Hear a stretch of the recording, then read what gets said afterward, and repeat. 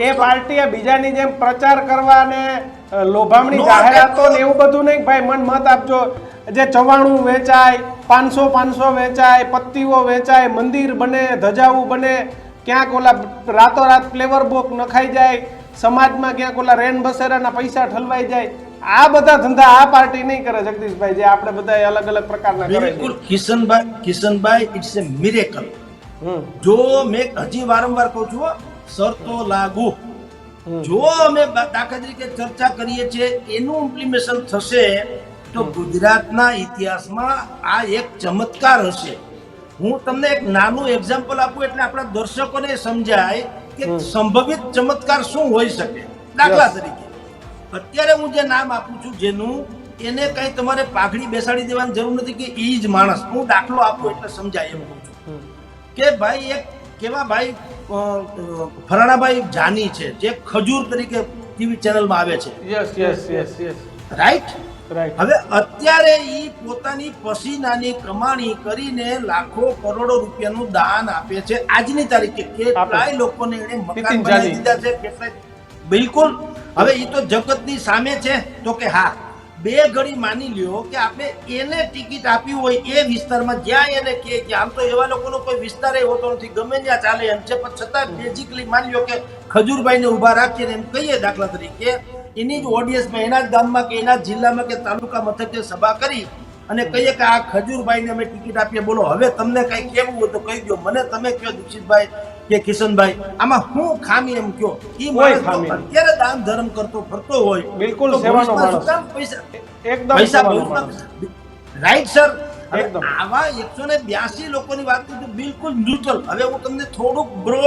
Broad માઇન્ડમાં કહું છું કે જેથી કરીને આપણું ઓડિયન્સ કદાચ બીજે ક્યાંક હોય તો એને ખબર પડે હું એક નામ આપીશ અને એ નામ પણ અત્યારે આપણા કહેવાથી કઈ થવાનું નથી એટલે ખાલી સમજાય એટલે આપું છું સુદ્ધા નારાયણ રાવ મૂર્તિ ઇન્ફોસિસના વડા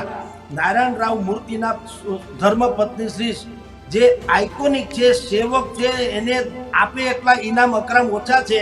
એની પાસે અબજો ખરબો રૂપિયા છે ને એને કીધું કે લગ્ન પછીના 30 વર્ષ ત્યાં મેં એક સાડી ખરીદી નથી નહીતર હું સોનાની સાડી પહેરી શકું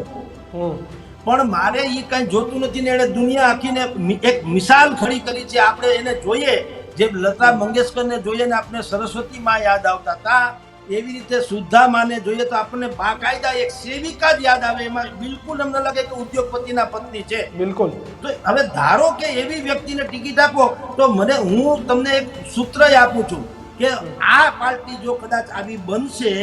તો પહેલું સૂત્ર એ હશે કે હવે તમે જો આવા ઉમેદવારને નહીં આપો તો તમને લોકતંત્રનું પાપ લાગશે આને કઈ ગુમાવવાનું છે નહીં હા બિલકુલ નથી ગુમાવવાનું સુદ્ધા મૂર્તિને શું ગુમાવવાનું હોય મને જગદીશભાઈ તમે નીતિન જનીની વાત કરી ની વાત તો અલગ છે પણ બાકીના કારખાના વાળાની બધાની તમે વાત કરી તો પછી આ કોઈને ઈડી સીબીઆઈ નો ડર લાગે કે એવું કઈ નહીં થાય રેડ પડશે એવું નહીં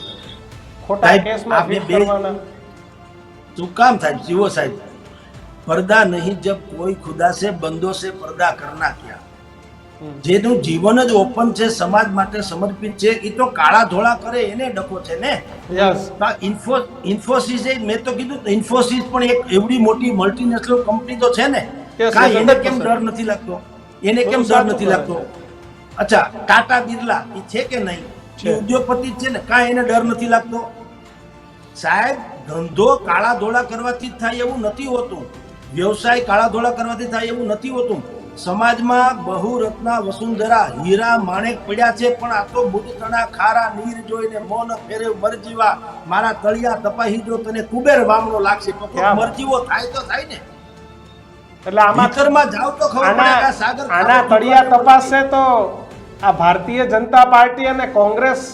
પાર્ટી રૂપી કુબેરે કંગાલ લાગશે ખરો આ નવી પાર્ટીથી આ બે માલે તુજાર કંગાલ લાગશે ખરા જુઓ સાહેબ इंदिरा गांधी ની હત્યા થઈ પછી હત્યારાએ શું કીધું તું બીએચ સિંહ ને બંનેએ શું કીધું ખબર છે ને हमने करना था वो कर लिया आपको करना हो कर लो આપણે 182 ઊભા રાખીને એમ કહી શકીશું કે આ છે હવે ભાજપ હોય કોંગ્રેસ હોય આમ આદમી હોય પોતાની પરંપરાગત બેઠક માનનારા અહીંના અપક્ષો હોય કે કોઈ પણ હોય અમે તો બધાને કહીએ છીએ ને આ તમારી જાણ ખાતર હજી તો બહુ બિલકુલ કાચું છે. હજી 15-20 દિવસ પછી પહેલી મીટિંગ મળવાની છે. પણ આપણે ખાલી ઝલક બતાવું કે અમે તમામ પક્ષમાંથી કહેશું કે જો તમને એમ લાગતું હોય કે હવે તમારો ત્યાં સૂર્યાસ્ત છે, જ્યારે કે તમે લાયક છો પાછા એમ, બીજી રીતે તમે લાયક ન હો તો તમારા ભોગવો, અમારે જોતાય નથી. તમે ભલે ગમે તેટલી વોટ બેંક ધરાવતા હો, પણ બેઝિકલી તમે બિલકુલ લાયક છો. અને તમને એમ લાગે છે કે ફ્યુચર તમારું ત્યાં નથી તો યુ આર મોસ્ટ વેલકમ, પધારો. કારણ કે આફ્ટર ઓલ બધાનો ગોલ શું છે? તમામ નદીઓને દરિયામાં જ મળવાનું છે. આફ્ટર ઓલ તો 6.5 કરોડની જનસંપદા જે છે એનું કલ્યાણ કરવાની વાત છે. અને ગુજરાત જેવું સમૃદ્ધ આવું પ્રાકૃતિક સંપદા વાળું કોઈ સ્ટેટ છે ખરું? નથી.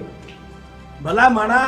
મને તો એમ થાય કે તમે ધારો તો બધું જ કરી શકો. મુકેશ અંબાણી છે, દરિયો ડખોળીને હાહાકાર મચાવે છે ને પૈસાનું દુનિયાભરનું એના લગ્ન પ્રસંગમાં બધું ઉડાડે છે. એને આપણે એમ કેવું જોઈએ ને કે ભાઈ મહેનત તમારી ભલે છે પણ દરિયો તો અમારો છે ને, જામનગરનો. બિલકુલ. કે દરિયો તમે ખરીદી લીધો તો અમારો દરિયો છે તો તમે દેખોડો ને, તો હવે એનું કાંઈક વળતર આપો ભલા માણસ. એટલે હું કહું છું કે જે સૂચિત મોરચો છે એના તથાકથિત ધારાસભ્યો કે ભવિષ્યનું કદાચ કાંઈ મંત્રીમંડળ થાય કે નથી તો વાત છે, એ ક્યારે એવી આદર્શ વાત નહીં કરે જેવી કેજરીવાલે ફરેબી વાત કરી હતી. અમે કાંઈ લેશું નહીં ને અમે સિમ્પલ જીવન જીવશું, પછી સત્યાનાશ કરીને અત્યારે તાજમહલ જેવો એને મહેલ ખડકી દીધો.